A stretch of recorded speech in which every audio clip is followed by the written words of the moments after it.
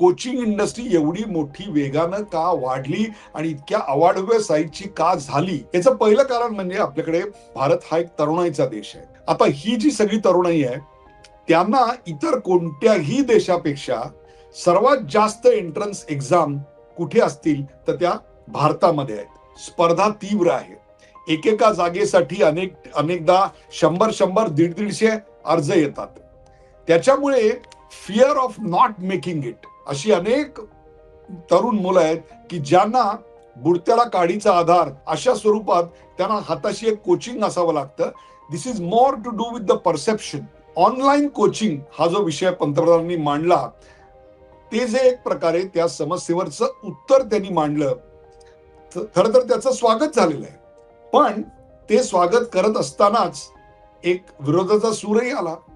त्यातला एक सूर असा होता की हा उत्तर प्रदेशच्या निवडणुकीसाठी केलेला जुमला निवडणुकीचा कशावरून नाही.